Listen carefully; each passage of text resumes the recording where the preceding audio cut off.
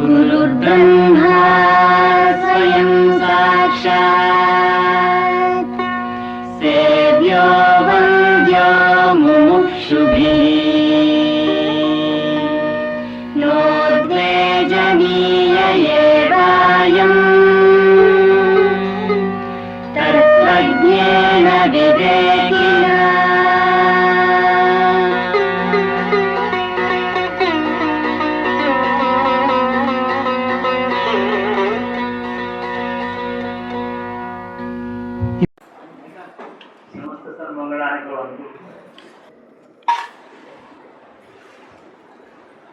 నా ఆత్మబంధువుల మీ అందరికీ శుభాకాంక్షలు.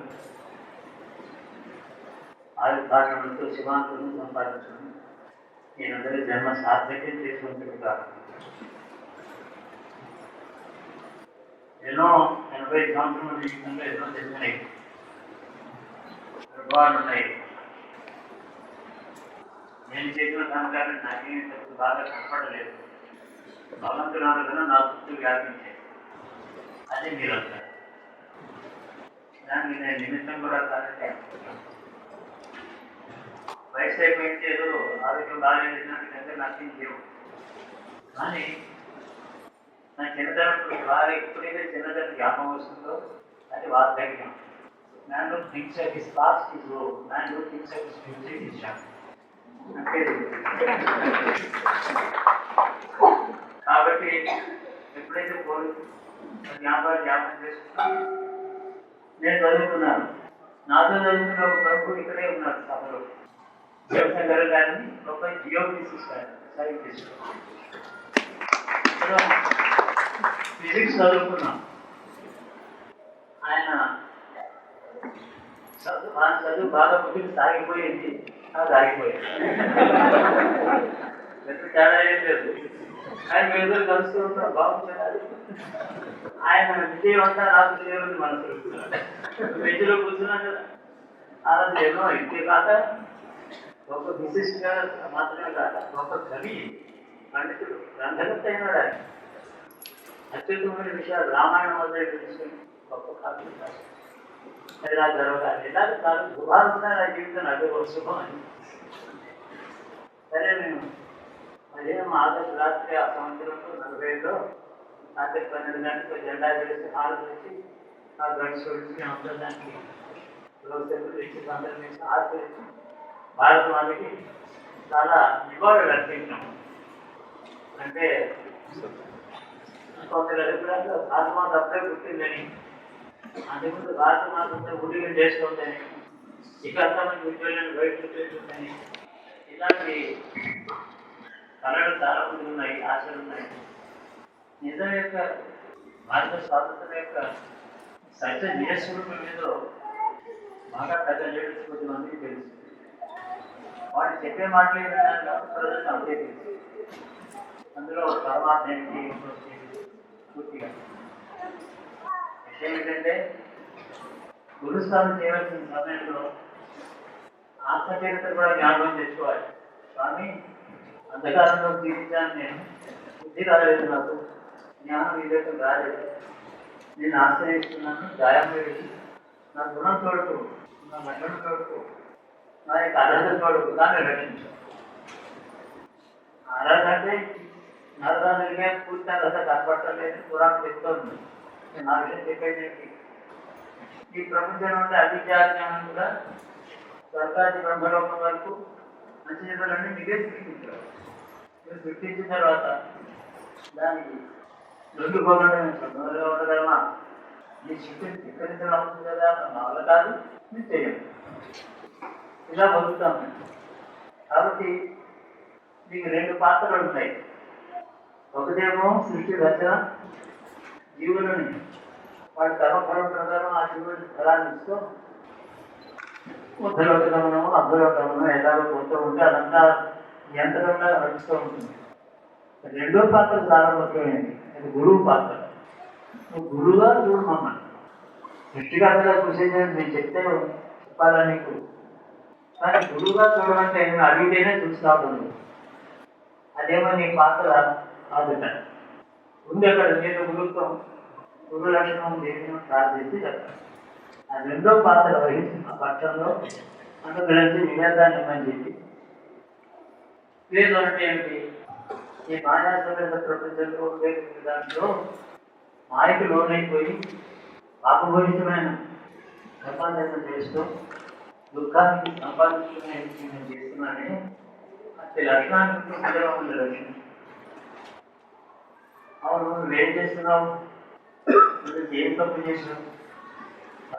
వ్యక్తిగతం చేసాం, దేశంగా చేసాం అయ్యా.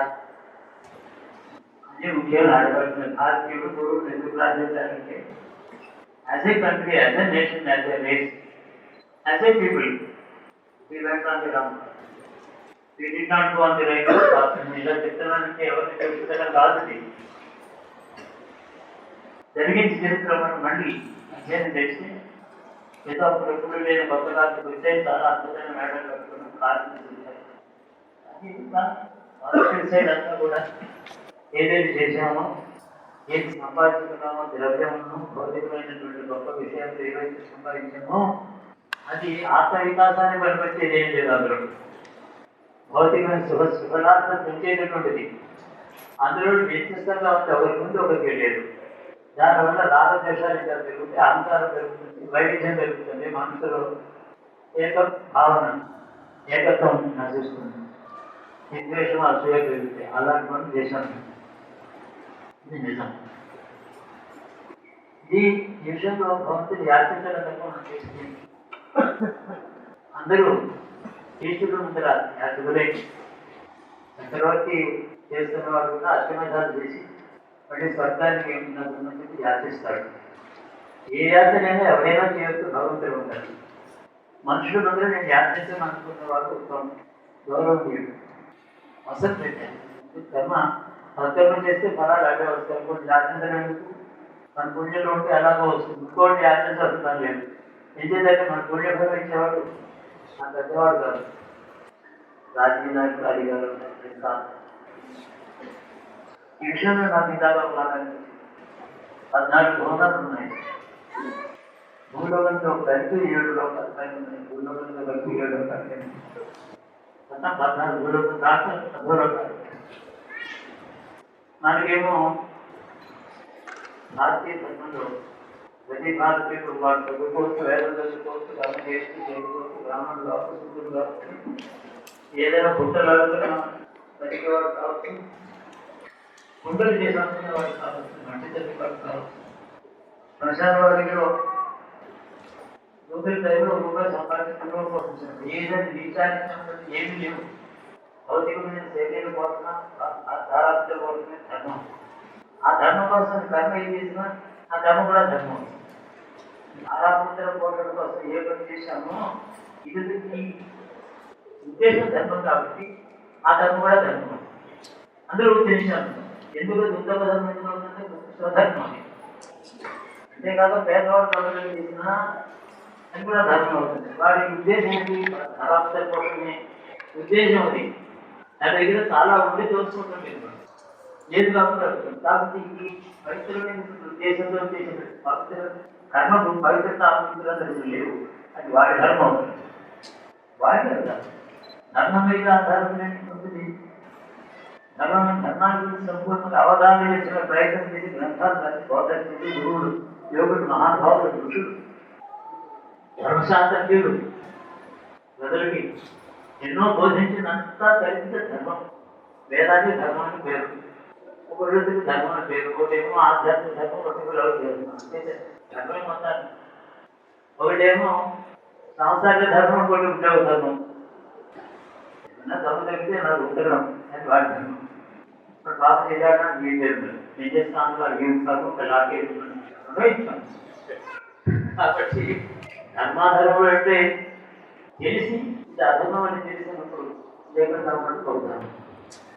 తెలిసినప్పుడు ఏదైనా చేయకూడదు చేసి దానికి అర్థం లేదు. లోకక్షేమాన్ని ఇచ్చేది ధర్మమే కానీ ధనం కాదు. బాగా అవగాహన చేసుకున్న దేశం ధనం ఎందుకు పెరుగుతున్నది? అందరికీ తెలిసి కూడా రాదు అంటూ ఉంటారు కానీ కూడా వస్తుంది అనుకున్నట్టుగానే మూటలు పెట్టుకుని తలకాయ పట్టుకుని పోతున్నారు కదా, రావటం లేదు. ఇప్పుడు వాటిని ఉండేది చాలా కొంచెం అంత లోపల పెట్టి పంపిస్తుంది. ఇది ఎందుకు పనికిరానంటే జీవితానికి ధనం ఎందుకు పనికి వస్తుంది అంటే జీవితం ఎందుకు పనికిరాలంటే ధనం జీవితానికి ధనం ఎందుకు వస్తుంది, నా జీవితంలో నాకు ఎందుకు పనికి రావాలి, నాకు ధనం ఎందుకు పనికి వస్తుంది, సింపుల్. అది కష్టంగా ఇలాంటి దేశానికి ఒకనాడు స్వతంత్రం వచ్చింది. అందుకే నాకు స్వతంత్రం అంటే మా దేశాన్ని మేము పరిపాలించుకుంటాము అని అర్థం ఉంది. మాకు నేను గవర్నర్ గాను వైస్ రాజధాని ఉన్న అవసరం లేదు, నేను ఎన్నికలు చేసుకుంటాం, మేము చేసుకుంటాం, ప్రజెంట్ క్యాబినెట్ ఉంటాం, మేము మా దేశాన్ని పరిపాలించుకుంటాం. భారతీయ హృదయంలో ఎందుకు పరిపాలించుకోవాలంటే నువ్వు ఇప్పుడు నీకు ఎందుకు 15 ఏళ్ళు ఉండొచ్చు, మేము మా పరిపాలన బాగానే ఉంది కదా, కోర్టు దాన్ని బాగానే ఉన్నాయి కదా, రోడ్ వేసాం, రైతు వేసాం, పరిపాలనకి ఇంటి కదా, నీవేం పరిపాలించుకుంటావు, ఎందుకు పరిపాలించుకుంటావు అని ఎవరు అడిగారు, ఎవరు అడిగినా వాళ్ళు కావాలంటే మాకు. కాబట్టి పరిపాలన ఎందుకు లేని ప్రశ్న బహుశా ఎవరిని చూసేటప్పుడు లేదేమో. నేను న్యాయం చేసుకుంటాం కదా, మా పేదలకు మేము పేదరికం లేకుండా చేసుకుంటాం అని ఒక మాట అనుకోండి. ఇప్పుడు జరిగిన పేదరికం ఎక్కువైంది నేను అన్నాను. కాబట్టి రోగమా ఎక్కువైంది, చిన్న చిన్న పిల్లలకి క్షేమమా లేనే లేదు, అప్పుడే ఉంది. ఇలా కాంట్రాస్ట్ చేసుకుంటూ పోతే ఒక 100 విషయములలో ఆనాడు ఉండేటువంటి భద్రత ఈనాడు సమాజంలో స్త్రీకి కానీ పేదలకు కానీ పిల్లలకు కానీ లేకుండా ఉంది. కానీ అందుకని అధికంగా మనం సంపాదించలేదని అనాలిసిస్ వల్ల తెలుస్తుంది. బాగా మీకు analyse what we have done over these 6-7 years, you will realize that we have not achieved much. We have lost some values, we have increased the poverty in numbers, maladministration, corrupt administration, dispensation of justice is poor, protection of the helpless person is not guaranteed. We have negative point కొంత చెప్పాలి. Positive point అంటే పూర్వం హైదరాబాద్లో 30 లక్షల నుంచి 80-75 లక్షలు అభివృద్ధి ప్రజలు బిల్డింగ్లు కట్టుకున్నారు, కాలనీలు పెరిగాయి. అది దాని ప్రభుత్వం ప్రజలు చేస్తున్నారు. కాబట్టి ఎన్నో నెగిటివ్స్ ఉన్నాయి. ఇవన్నీ జరిగితే ఏంటంటే భారతీయత లోపించింది అని, లోపించింది భారతీయత. సరే అడ్మినిస్ట్రేషన్ అన్నట్టు కరెక్ట్ అలా ఉంటాయి. భారతీయత అంటే ఏంటి? భూమి మీద ఉన్నప్పుడు ఊర్ధలోకాల వైపు అంతఃకరణని పెట్టడం భారతీయత. అయితే పేదవాడు పెడతాడా? లేదు. వాటితో జీవనోపాధులు చెప్పాం కదా, అందులో వాళ్ళకి తెలియకుండానే ఊర్ధలోక గమనానికి కావాల్సిన పునాది ఏర్పడుతుంది. పదధర్మం, ఆశ్రమ ధర్మం, వ్యక్తి ధర్మము, సంసార ధర్మం, ఆధ్యాత్మిక ధర్మం. పురాణం, మహాభారతంలో కృష్ణకాలం అంతా, శాంతికాలం అంతా ధర్మాలు, సందేహాలు, దానికి ధర్మోపన్యాసాలు. ఒకటే కొన్ని 100 ధర్మోపన్యాసాలు. అన్నీ ఇంత తెలియకుండా ఉంటాడా శాస్త్రాలు, ఇలాంటి పిచ్చి ప్రశ్నలు ఇస్తున్నాడు వ్యక్తి అలాంటి ప్రశ్నలు కూడా కాదు. 400 పేజీలు జరిగింది. ధర్మాన్ని మళ్ళీ మర్చిపోతామేమో, కలిసి ప్రారంభం అయిపోయింది. మరొక మాట జ్ఞాపకం చేద్దాం వేద ధర్మాన్ని గురించి. రాబోయే ప్రజలకు అర్థం అయ్యేది చెప్పాలని ఒక గ్రంథం రాసింది. వీటిని నిజంగా అడగడానికి చెప్పగలరు అని అదిగా ఉండదు. చాలా విషయాలు శాస్త్రం మాత్రం చాలా రాసింది. ధర్మం మీద ఆధారపడుతుంది ఈ జాతికి. ధర్మాన్ని ఎప్పుడైతే మర్చిపోయారో సొంత పరిపాలన మేమే పరిపాలించుకుంటాం అనేటువంటి పర్పస్లెస్ అయ్యింది. ఒకవేళ పర్పస్ ఉంటుంది ఫెయిల్ అయిపోయి ఎందుకు 7 ఉద్యోగాలు ఉన్నాయి. ఎవరు ధర్మంలో ఉంటే ఈ జీవితం తర్వాత ఇంతకన్నా పెట్టదు. ఎందుకంటే ఉత్తమమైన జీవనం వస్తుందో అది అలాంటి వస్తుందని వాడు చెప్తారు. ఈ సంవత్సరంలో ఈ జీవితంలో ఏదో చేపలు పట్టుకుని జీవించేవాడు, జంతువుల్ని పోసి మాంసాంతో జీవించేవాడు. వాడు అలా ఉండిపోడు. ఆయన మళ్ళీ ఉత్తరం వాడు చేపలు అమ్ముకుంటూనే ఉంటాడా? జంతువులు వధించి ఆ మాంసం అమ్ముకుంటే అలా ఉంటాడా? ఆ స్థితిలో చూశాడు. ఆ వంశాన్ని ఆ కుటుంబాన్ని పోషిస్తున్నాడు. అది ధర్మమే అయింది వాడు. మళ్ళీ ఉత్తమ జన్మలో ఆ పని చేయకుండా కుటుంబం కోసం ఏం చేయాలో ఆ పని చేస్తారు. ప్రతి జీవుడికి ఉత్తమ గతి ఎంతకన్నా ఉత్తమ స్థానం రావడం లేదు భారతీయం. ఎవడు ఏ అధోగతిలో ఉన్నాడని మనం అనుకుంటామో అలా ఉంటుంది. ప్రతి జీవుడికి కూడా జన్మ పరంపర ఉంది. జన్మ పరంపరలో ప్రతిసారి వాడు ఆ జన్మలో వాడు చేయకూడదు చేయకుండా ఉంటే వాడు అందరినీ ఉత్తమ జన్మ సహజంగా వస్తుంది. మామూలు సామాన్య జీవనం జీవిస్తే చాలు. ఏదో పుణ్యం చేయగలేదు, తపస్సు చేయగలేదు, నిత్యం అంటలేదు, ఏది చేయకుండా ఉండాలో అది చేయకుండా ఉంటే ఇంతకన్నా ఉత్తమ వచ్చి తీరుతుంది. అది ధర్మం, అది ఈశ్వర శాస్త్రం. అది దొంగదనమే చేసి కుటుంబ పోషణ చేసినవాడు, దారిద్ర్యవాదంతో చేసినవాడు దారిద్ర్యవాదంలో చేశాడు కాబట్టి వాడికి ఎగ్జెంప్షన్ ఉంది. దానివల్ల దొంగదనం వల్ల వచ్చినటువంటి శిక్ష ఆ జన్మలోనే ఉత్తర దాన్ని అనుభవిస్తారు. దొంగదనం అవసరం లేకుండా చేస్తాడు ఈశ్వరుడు. ఉత్తమదనం అనుగ్రహం ఉంటారు. దాన్ని ఏ కారణం చేయాలని తప్పు చేశాడో ఆ కారణం లేకుండా చేస్తాడు ఈశ్వరుడు. అది అనుగ్రహం. దాన్ని ఈ అనుగ్రహం అనేది జీవులతో కూడా వెంట అవుతూనే ఉంది. ప్రతి జీవుడికి ఈ అనుగ్రహం ఉంది. మనం చూసేటువంటి పాపం కొన్ని ఉన్నాయి. అవి ఎంతవరకు అన్జస్టిఫైడ్ అంతవరకే శిక్ష, ఎంతవరకు జస్టిఫైడ్ అంత శిక్ష ఉంటుంది.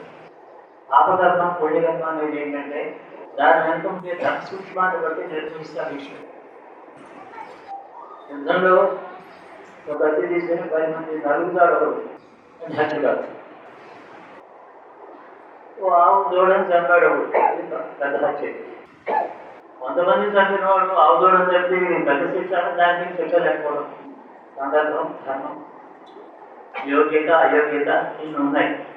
కాబట్టి ఆ పని చెడ్డదేనంటే ఈశ్వరుడు తెలుసు. దాని ధర్మాధర్మం ఎదురు తప్పింది. ఆ విధంగా పైకి పెడతాడు. ఇటువంటి అద్భుతమైనటువంటి అనుగ్రహంతో మనం జీవిస్తున్న ఈ దేశంలో ఈ అవేర్నెస్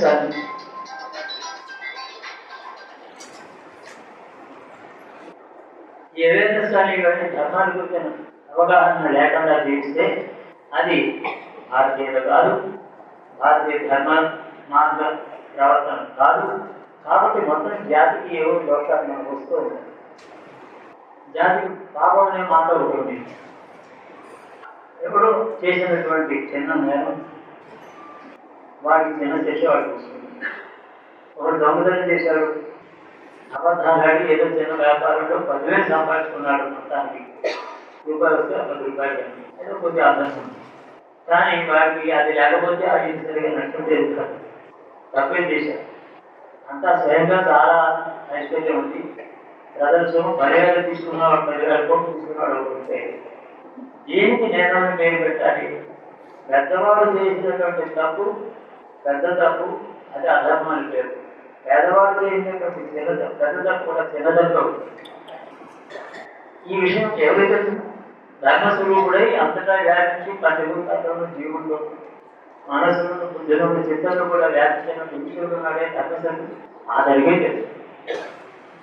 ఆ ధర్మాన్ని బట్టి జీవులు ఎంతో పురోగతి ఉంటుంది. ఈ దేశంలో జరిగినటువంటి చరిత్ర చూస్తే వర్ధగతి చూస్తూ ధర్మం ఎలా చేస్తూ వర్ధగతికి వెళ్తారో ఒకనాడు. ఇప్పుడు కాదు. వాడు ఏదో జంతువుని నడిపి అమ్మగలిగి బతుకుతున్నారు. వీడు ఒకనాడు బ్రహ్మవేత్త కావచ్చు, 100 జన్మలు తర్వాత బ్రహ్మలోక ప్రాప్తులు వాడికి కావచ్చు. శాశ్వతంగా ఇలా ఉండిపోడు వాడు. అది గొప్పది. ఈ రహస్యం మన దగ్గర ఉంది. ఈ వర్ధగతి జీవుల్ని పంపించడమే ఈ భారతీయ కర్మోద్దేశం. ఆ భారతీయ అది దాని భారతీయ ధర్మం పేరు పెట్టాం. ఏదైనా పైన ధర్మం అంటే వేద ధర్మం అంటే ఆర్ష ధర్మం అంటే ఏదైనా అంటే దానికి ఎన్నో పేరు పెట్టచ్చు.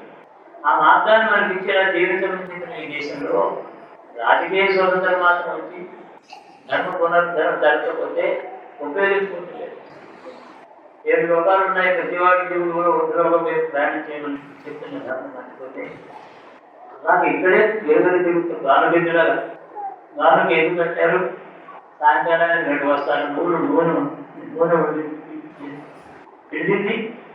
సాయంత్రం గంటలు వెళ్ళేటప్పుడు వీళ్ళు అక్కడే ఉంది. నడవడం మాత్రం ప్రతి రోజు కట్టింది. దానికి ప్రగతి లేదు, లేదు. అలా భారతీయ జాతి ఉండకూడదు. దాన్ని గుర్తు చేయడం కోసం మన ఇండియాని భగవంతుడిని సృష్టికర్తని గురువుగా ఎన్నుకోవాలి. గురువుగా ఎన్నుకుంటే మన బుద్ధి మారుతుంది, మార్గదర్శనం వస్తుంది. మార్గదర్శనం ఎవరు చెప్పడం కాదు, నా మార్గదర్శకం నా లోపల నుంచి నాకు గ్రహించాలి, అంతర్యామిగా బోధించాలి. అది గురువు. ఆ గురువుగా ఆయన లేకపోతే ఏమవుతుంది, 7 దశాబ్దాలు గడిచాయి, ఇంకొక 4 సంవత్సరాలు 7వ దశాబ్దం చూస్తుంది. 7 దశాబ్దాల్లోనూ ఈ జాతి ఏదో 10 తరాలు 4 తరాలు అయినాయి. బోధగతిగా వెళ్ళడం వాళ్ళు ఎందుకు పెడుతున్నాము, అదోలు కారణమై ఏదో పాదాలు కథలు రసాలు తలాలు పాదాలు అంటున్నానే అడ్డుకుంటున్నాను. అయితే ఎంతవరకు పోతాం, ఆఖరి పాదాలను పడుతుంది, దానిపై ఇంకో లోకం లేదు. అంతవరకు వెళ్ళిన తర్వాత మళ్ళీ పునరుద్ధరణ బయటకొస్తాను. అప్పటికైనా 7 దశాబ్దాలకి 7 లోకాలు, ఇంకొక 7 దశాబ్దాలకి 10 లోకాలు. ఆశ ఉండాలి, మనకి విశ్వాసం ఉండాలి. ఈశ్వరుడు గురువుగా ఎన్నుకున్నప్పుడు నాకు భవిష్యత్ చరిత్ర ఇస్తే ఇలాగే ఉంటుంది. ఇంకో 7 దశాబ్దాలకి నెమ్మదిగా పైకి వచ్చి భూలోకం మహాలోకం జనలోకం తపోలోకం ఉన్నాయి కదా. బుద్ధలోకాన్ని వెళ్ళమని చెప్పినట్టు మన బోధ ఏదైతే ఉందో జ్ఞాపకం మనకు అంతకాలంలో వస్తుందేమో. ఈ గురు పూజల వల్ల గురు పూజలు పాస్ చేసుకుంటూ ఉంటే జగద్గురు సృష్టికర్త ఆచంతరహితుడు. కానీ ఆయన గురుత్వంలో ఈ జాతికి ముందరకు వేస్తామేమో అని అనుకోవడంలో అది ధర్మం. నాకు అదే ధర్మం, అదే ధైర్యం. 7 దశాబ్దాలు చాలా యుగాలేం కాదు, ఇంకో 7 దశాబ్దాల్లో పైకి వెళ్ళాలనుకుంటే అదేం కావాలి. భారతీయత పురాణం ఎందుకంటే చచ్చిపోయేది కాదు, ఉంటుంది. బాగా పొడిగట్టిన దీపం కదా ఒక మూల ఉంటుంది. పొడిగట్టిన దీపం పొడి తీసేసిన తర్వాత బాగుంటుందంతా బాగుంటుంది. అలాగే మన మనసులో అంతఃకరణలో జాతీయ అంతఃకరణలో పొడిగట్టిన దీపం వల్లే దాంట్లో విస్ఫోరణ ఏదైతే జరిగిందో అది పునరుద్ధరణ. ఎందుకంటే ఆధాని పాదాడడం అనేది అంతకన్నా లోకం కింద లోకం మరొక విషయం కాదు. Whereas we are reaching the bottommost lower world, there is no further lower world. So we have to retrace our steps in the coming 7 decades. 7th decade is over, we are touching the bottom. ఒక లోకం 1 decade అనుకోండి, అలా మళ్ళీ 7 దశాబ్దాల్లో పైన అవుతుంది. ఆ తర్వాత బుద్ధలోకానికి వెళ్తాము. కాబట్టి ధర్మానికి భవిష్యత్తు ఉంది కాబట్టి మనకి భవిష్యత్తు. నాకు భవిష్యత్తు ఉంది కాబట్టి ధర్మం తెలుసు, నాకు చాలా భవిష్యత్తు ఉంది కాబట్టి ధర్మం తెలుసుకోవడం అలా కాదు. ధర్మం శాస్త్రంగా ఎప్పుడు భవిష్యత్తులో ఉంది కాబట్టి నాతో మాత్రం తప్పకుండా ఉంది అని అనుకోవడం పేరు గురుభక్తి. గురుభక్తి అంటే భవిష్యత్తులో నా బుద్ధులకి తప్పకుండా కనిపిస్తుంది. నా యొక్క అజ్ఞానం అతి త్వరలో నశిస్తుంది. నా జాతి, నా దేశం, నా ప్రజలు, ఇంకోటి మంది ప్రజలు అందరినీ కూడా పునరుద్ధరణ జరుగుతుంది. ఎందుకంటే 15-16 సంవత్సరాల పూర్వం నుంచి ఆ ఈశ్వరుని ధర్మస్వరూపుడుగా ఆరాధించి యాచించినటువంటి దేశం ఇది. వాడి చేసిన తపస్సు పూర్తిగా తప్పయ్యేది కాదు. ఏదో సూర్యుడికి గ్రహణం పట్టినట్టు మహాయితే అంతా 40 నిమిషాలు, ఆ తర్వాత మళ్ళీ వెళ్తారు కదా. సూర్యుడికి గ్రహణం పట్టాలి, తగ్గి గ్రహణం పట్టింది కనపడలేదు. సూర్యుడి గ్రహణం ఏమిటి, ఏదో కుటుంబాల చదువు దాన్ని అడ్డ వస్తాడా, ఎక్కడ సూర్యుడు దాని పరిమాణం ఏమిటి. మనకంటే ప్రాణానికి ఇదే చాలా కదా. అందువల్ల మన అల్పత్వంలో గ్రహణంగా కనబడుతుంది. సనాతన ధర్మానికి గ్రహణం అనేది మనలో ఉన్నటువంటి ఎప్పుడు సజ్జనుడు లేరా దేశంలో ఉన్నాడు. వాళ్ళే గురువులు, వాళ్ళే పెద్దలు, మళ్ళీ పుడతారు, వాళ్ళే గురువులుగా పుడతారు, వాళ్ళే ఉత్తములుగా పుడతారు. ఒక్కొక్కరు 10 మందినైనా మంచి మార్గదర్శకత్వంతో తెలుస్తారు. భవిష్యత్తులో భారతీయ ఏదో ఒక అంచనా వేసుకుంటే ఇది లేదు కదా, రేపు కదా, అంటే ఒక ఆశ వచ్చింది కదా మనకు. ఈ ఆశలో ఈశ్వరుడి మీద ఆధారపడే ఆశ కాబట్టి నేను అవుతాను. ఎవరో మనిషి మీద ఆధారపడినటువంటి ఆశ ఉంటే వాళ్ళకి బుద్ధి మార్చుకో, వాడు ఏం చేయకపోతున్నాడు. మనుషుల మీద ఆధారపడే కదా ఆశ. ఆచార్యులు అంటే ఈశ్వరుడు అనుగ్రహం ఆయనకు ఉంది, నన్ను రక్షిస్తాడని ప్రార్థించడం పేరు ఆశాజీవం, ఆశాజీవనం, ఆశాజీవి రావుతుందని. కాబట్టి భగవంతుని భారతీయ సంస్కృతి ధార్మిక మార్గం ధర్మంతో పునరుద్ధరణ, భారతీయ జాతంగా ఉద్ధరణ ఆ దిక్కులో ప్రయాణం చేస్తాం మేము. మాదేముంది, నా కాలేజీలో 2 రోజులు 3 రోజులు పని ఉంటుంది, 12 గంటలు పెట్టాను, దాన్ని పర్వాలేదు. ఈ గురువు ఎవరు? భౌతికంగా కనపడేవాడు కాదు, మాట్లాడేవాడు కాదు, స్మరణ మాత్రం చేత దర్శనమిచ్చేవాడు. స్మరిస్తే అక్కడ ఏ పూజ నివేదనలు ఏమీ లేకుండా మార్గదర్శకుడి అంతర్జాతిగా ఉండేవాడు. మహాపాత్రను కూడా మహాయోగిగా మార్చగలిగిన వాడు. అంధకారంలో ఉండేవాడికి వెలుగులో చూపించేవాడు, వెలుగు చూపించేవాడు. అనుగ్రహమే స్వభావంగా కలిగినాడు. ఆయన అనుగ్రహం చేతనే పాపాన్ని శిక్ష పడుతుంది, లేకపోతే పాపం కడగడానికి వీలు చేస్తుంది. ఉనికి దొరికితే ఇంటి వాళ్ళు దాన్ని పట్టినట్టు శిక్ష అనేటటువంటిది రక్ష. అది భయంకరమైన కాదు, అందరికి కోరవలసింది, ఏమీ లేదు. మనం ఇవాళ కష్టపడుతున్నప్పుడు పాపం అయిపోతాం, సుఖాలు అనుభవిస్తుంటే పుణ్యం తప్పేకు కొంచెం జాగ్రత్తగా ఆలోచిస్తే పుణ్యం అనేది దాని అయిపోతుందా, దాన్ని దానికి యాష్ కట్టుకుంటూ ఉండాలి. పుణ్యం వల్ల మనకి భవిష్యత్తు. పాపం ఎప్పటికప్పుడు మనం నిర్వహణ చేసుకుంటూ ఉంటే నిజానికి ఒక వ్యక్తి తన పాపాన్ని క్షయం చేసుకుంటూ పుణ్యం పెంచుకుంటూ ఈశ్వరారాధన చేసుకుంటూ ఉంటే జాతికి సహాయం చేసిన వాడు అవుతాడంటాడు. అతను అందులో భాగం.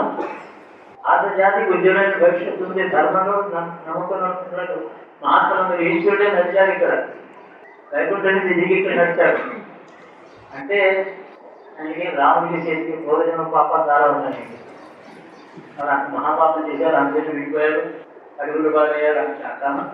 ఏమీ లేదు, అసలు ఎప్పుడు పూర్వజన్మే లేదు. కానీ ఎవరి పాపం అనుభవించాడు? ఇది మానవ జాతి, మనుషుల జాతి చేసిన పాపం అంటే తను పెట్టుకున్నాడు. ఆరోపణ అప్పారోపణ. పాండవులు మహాపాపం చేశారు. ఆ వాతావరణంలో కూడా కాలుష్యం.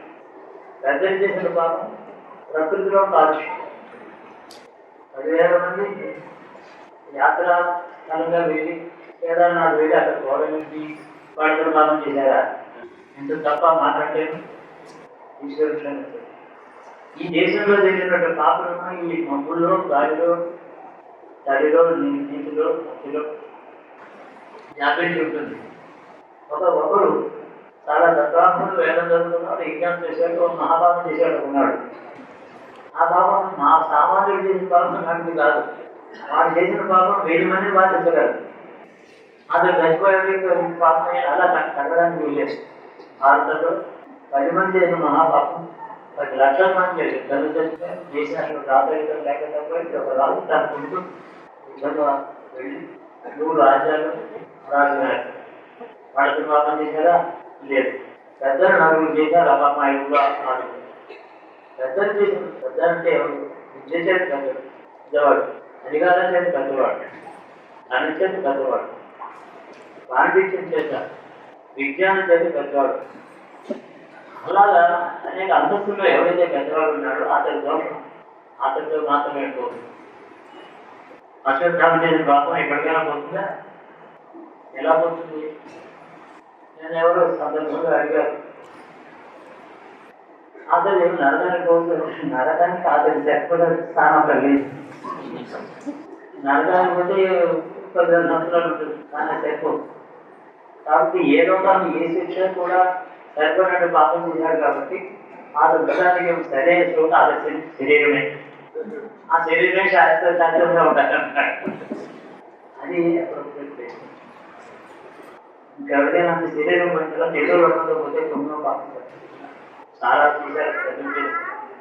కాబట్టి పెద్దలు చేసిన పాపం జాతికి బాధిస్తుంది. కాబట్టి అలాంటి శాంతించాలి అంటే దేశాంతి, అంతరిక్ష శాంతి, దేవశాంతి, దేశాంతి, అవాంశాంతి, అగ్నిశాంతి, వాయుశాంతి, చంద్రమాశాంతి, నక్షత్రాంతి, ఆపశాంతి, గోడవేశాంతి, మనస్పదేశాంతి అంటే బ్రహ్మశాంతి, బ్రాహ్మణ శాంతి. అంటే ఈ ప్రకృతి అంతా కూడా శాంతితో భద్రతతో ఉండాలంటే దాంట్లో పాపం ప్రవేశించకూడదు. ఆ గాలిలో ఆ నీటిలో బ్రాహ్మణ శాంతి అంటే బ్రాహ్మణి శాంతం కాదు, బ్రాహ్మణ కాబట్టి మహర్షులు వాళ్ళకి ఆగ్రహం రాకుండా ఉండాలి, వాళ్ళ శాంతి రూపంలో ఉండాలని అర్థం అంటారు. ధర్మాన్ని రక్షించి పోషించి ధర్మం సంస్థాపన చేసిన వాళ్ళు న్యాయంతో ఆగ్రహించగా శాంతితో సృష్టించింది కాదు. అలాగే వాళ్ళు ఉండాలి సార్, మనం పోరాడాల్సింది శాంతి భవిష్యత్తులో పురోగమనం.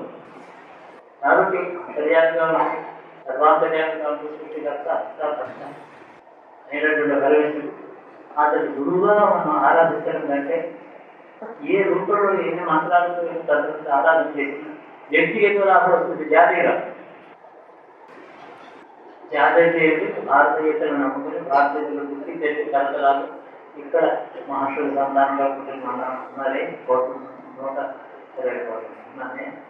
ఈ దేశంలో ఇండియుడు తాగిన వాడు ఎవరైనా భారతీయుడి, భారతీయుల మీద నమ్మకం లేకపోయినా వాడు భారతీయుడే, భారతీయుడు అంటే అసహించుకునేవాడైనా వాడు భారతీయుడే. వారికి భవిష్యత్తు వాడు భారతీయతలో దిగుతాడుతున్నాడు. అది భారతీయ విశిష్టం. దీన్ని వ్యతిరేకించిన వాడు కూడా దీంట్లోనే చేస్తారు.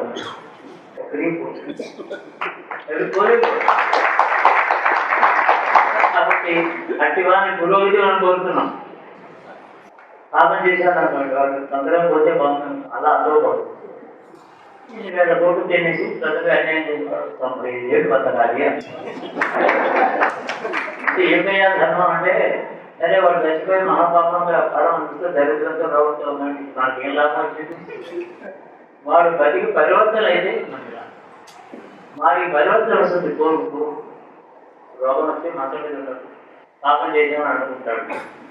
పరివర్తన అయిన తర్వాత వాడు పడుకుంటాడు, ఆత్మబోధన అవుతుంది, అంతకన్నా బాగుపడుతుంది, మామూలు మనిషిగా పుడతాడు.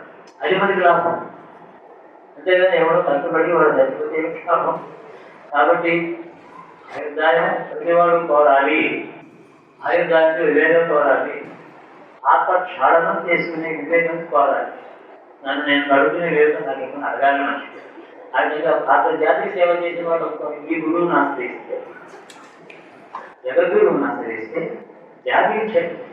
జాతిక్షం ఎప్పుడైతే కోరుకున్నామో అనుకుంటే రుణాలు తగ్గిపోతాయి. ప్రత్యేకం చెప్పక్కర్లేదు. జాతిక్షేమం ఉంటే దారిద్ర్యం లేకపోవడం కావాలి, అందరూ కడుపుండా ఆనందంగా సామాన్య విషయం. ఎప్పుడు అందరూ అడుగుతూనే ఉంటారు. పుణ్యం చేస్తాం, పుణ్యం చేస్తాం, నా లాభం నా పుట్టినరోజు 5 గంటలకు భోజనం పెట్టడం పరిపూర్తి లేదు. పేదవాడు కదండి, వాడికి పెట్టాలి కదా. పేదవాడి మీద దైవం పెడితే 2 గంటలు పెట్టలేదు, నా పుట్టినరోజు పెట్టాలి, లాభం ఏమన్నా తప్పు లేదు. లాభం లేకుండా దేశ జాతి యొక్క క్షేమాన్ని ఎప్పుడైతే పురోగతిని కోరుతామో, ఈ లోకంలో భౌతికమైన లాభాలు మాత్రమే కాక ఇక్కడ జీవుల యొక్క పురోగతిని ఎప్పుడైతే కోరుతామో, నూతన దిశల్లో ప్రయాణం చేసే తరాలు రావాలని ఎప్పుడు కోరుతామో అన్ని రుణాలు తీరిపోతాయి. అసలు అక్కడనే లేదు. అడగొట్ట సత్యం ఎందుకంటున్నా క్షీణ పుణ్యం మధ్యలోకి పుణ్యంలో వచ్చేది జ్ఞానంలో బయటపడు. అందరికీ కూడా బ్రహ్మలోకం ప్రాప్తి కావాల్సినటువంటి యోగ్యత భవిష్యత్తులో ఒకనాడు ఉంది. అలా లేదని ఎవరు చెప్పకూడదు. వర్తమాన స్థితి కాదు. నేను 3వ తరగతి చదువుతున్నాడు, వాడు ఏదో 10 ఏళ్ళ తర్వాత 5 ఏళ్ళ తర్వాత భవిష్యత్తు అంటే అది పురోగతి. మంచి జాతికే పురోగతిని మనం కోరడం, దాన్ని అలాంటి పురోగతిని ఏమని వివేకాన్ని ఏమని చెప్పి జగద్గురు పరమేశ్వర శివయ గురువు అన్నారు. శివయ గురువు విష్ణు కాదు అని అర్థం. అలాంటి పిచ్చంతా తీసుకోకూడదు. పరమేశ్వరుడు అర్థం. త్రిమూర్తులు కలిస్తే శివ తత్వం అని అర్థం. వృద్ధులు అంటే మళ్ళీ ఒకరు ముగ్గురు ఒకరు, శివుడు అంటే ముగ్గురు కలిసి ఆ అర్థంలో తీసుకోవాలి. మన అందరికీ కూడా ఆ గురువు నిత్యం రోజు నమస్కారం. జగద్గురువు మనుషులే పుట్టి బోధించాడు. కృష్ణమంది జగద్గురు మనం బోధించేవాడు. ఆయన పట్టుకోకుండా పట్టించాడు. దయాదర్శనానికి ఒక వాక్యం అక్కడే దైవం దయచేసి అది అక్కడ ఉత్తరాఖండ్లో 1,00,000 మంది బయటకు వచ్చారు. 10,000 మంది పోయారు. 10,000 మంది దయాను, 1,00,000 మంది దయాను, 10,000 మంది దయాలు కూడా అలా ఉంటుందా? ఏం లేదు, దయా లేదు, నిర్దయ లేదు, సాక్షిగా ఉంటాడు. అక్కడ పోయిన వాడు ఒకవేళ బలం మరణం అయితే దేశంలో ఉండే పాపంగా నేర్చుకోవాలి, ప్రకృతిలో ఉండే పాపం. ఆ జీవులేమో ఉత్తమ స్థానంలో పోయారు, ఇక్కడ హాస్పిటల్లో పోయేవాళ్ళు. ఏదైతే ఏమో ఆ జీవుడు ఏం సుఖం, ఈశ్వరుని ధ్యానం చేసుకుపోయినాడో దుఃఖంతో పోయినాడో ఆ జీవుడు యొక్క పరిస్థితి ఏదో మనకి తెలియదు. మొత్తానికి పోయిందే క్షేత్రం. అట్లా మంది అక్కడ హత్య చేయబడినప్పటికీ కూడా ఆ క్షేత్రానికి అనుభవించేది రాదు. క్షేత్రం పరిస్థితి అలాగే ఉంటుంది. ఏమి కాదు. గంగాదేవి భూలోకానికి వెళ్ళవలసిన బ్రహ్మదేవుడు అడిగింది, దేవా నన్నేమో వాడు తపస్సు చేశాడు, నేను వరవాల్సి వచ్చింది, భూలోకానికి వెళ్ళవలసి ఉంది, అయినా ఏదో కొంచెం కోరినామని నాకు దేవయానో పరిస్థితి కలిగిన వాడు దిగుతానన్నా ఏదో కలిసి పెట్టాను, వాడు ఎలా చేయలేడని. ఇప్పుడు వెళ్తాననుకో ఆ పాపంతా నాలో కట్టుకుంటారు, నాకైతే ఏంటి అని అడిగింది. బ్రహ్మదేవుడు అన్నాడు, నువ్వు గంగాదేవి పవిత్ర సూర్యుడు, నువ్వు ఎప్పుడు ఉత్తరకాలంగా ఉంటావు, భూలోకానికి వెళ్ళినప్పుడు పోటీ ఉండి పాపం నీళ్ళు కట్టుకున్నారనుకో, అయినా ఒక బ్రహ్మవేద నీళ్ళు స్నానం చేసి అదంతా పోతున్నాడు. ఒక బ్రహ్మజ్ఞాని జ్ఞానానికి అంత శక్తి ఉంది, పాపానికి అల్పమైన శక్తి ఉంది. శరీరంలో ఉండే జీవుని శరీర వాళ్ళతో బాధిస్తుంది. జీవాత్మ ఏం చేయలేదు ఈ పాపం కూడా పడి దేహాత్మ భావన అది దుఃఖపడుతుంది. కాబట్టి ఒక బ్రహ్మవేత్త నీళ్ళలో స్నానం చేసి అడ్డపోతున్నామా నీకేం పర్వాలేదు, అయినా కూడా ఎంతగానో ఉండాలి నేను అడుగుతున్నాను. 5,000 సంవత్సరాలు సుమారు అనుకోకుండా 2,000 సంవత్సరాలు అయిపోయింది అనుకోండి, ఇంకా లేదని కాదు ఉంటుంది. పవిత్రత ఎక్కువ అందులో ఉంటుంది. కేవలం నీరు శుభ్రంగా ఉందా అని అనుకోండి, నీరు పవిత్రంగా ఉందా, పవిత్రంగా తగ్గిపోదు. మనకి గమనించిన సమాధానం ఇలాంటి అత్యుత్తమైన మహారాష్ట్ర జాతి చేసిన మన సంస్కృతి మనం ఎప్పుడు కూడా భారత మాత ఈ భూమి భారతదేశం తల్లి అందరికీ కామన్ మదర్. సంస్కృతి అంతా కూడా మన గురువు, మన బోధ, మన బడి. ఈ విద్యలన్నీ ఒకటే బడి. ఆ స్కూల్లో ఉన్నాను, దాన్ని వాడుకుంటూ ఉండాలి, సాధనని పుణ్యం చేయాలి. జాతి కోసమే పుణ్యాన్ని కొంత విశాలమైన దృష్టితో ఈ జాతి మళ్ళీ ఉద్యోగకి సంసిద్ధులుగా ఉండాలని గొప్పతనం ఈ జాతిలో రావాలని అడగడం. ఇక్కడ నేను పేదలు పోవాలి, దేశంలో ధర్మం ఉండాలి, సామాన్యంగా ప్రతి రోజు మనం అడగవచ్చు. కానీ జాతీయ పునరుద్ధరణ అంటే ఊర్ధలోక స్థితిని పొందేందుకు దృక్పథం మారడం అన్నమాట. అది మారుతుందా నా కాబట్టి గురు పూజ అంటే అధ్యాత్మిక నా ఉద్దేశం. ఇలా మాట్లాడే వాళ్ళు ఎప్పుడు ఉండరు, నేను తర్వాత కనపడదు. కాకపోతే గురువు ఏదైనా ఎప్పుడు అనుకుంటున్నాం తప్పు కదా, గురువు ఎప్పుడు ఉంటాడు, తప్పు ఎప్పుడు ఉంటుంది. ఇవన్నీ కూడా మనకి ఏది తాత్కాలికమో, ఏది నిత్యమో, ఏది అనిత్యమో, నిత్యానిత్య వస్తు వివేకం అంటే ఇలాంటి చిన్న విషయాలు కూడా గుర్తుపెట్టాలి. తర్వాత సత్యాసత్య తెలుసుకోవాలి. చిన్న చిన్న విషయంలో కామక్రోధాన్ని కాక నాకు మనసులో ఎప్పుడు సంయమనం ఇవ్వమని గురువులు అడుకోవాలి. రోజు నిశ్చయించాలి. నేను అడిగిన చాలా పెద్దవారం, ఆ యాత్రను పెద్దవారు కాబట్టి ఆయనే అడగాలి, మనం అంతా అడగాలి. దేశానికి జాతికి రుణం తీసుకున్నవారు కూడా ఈ జన్మ సార్థకం చేసుకుంటాం. ఉపదాంతో జీవితం కాక శివగురు ప్రసాదం చేస్తాం, శివగురు ప్రసాదం చేస్తాం, శివగురు ప్రసాదం చేస్తాం. అభ్యుదయ సిద్ధి చేస్తాం, అభ్యుదయ సిద్ధి చేస్తాం, అభ్యుదయ సిద్ధి చేస్తాం.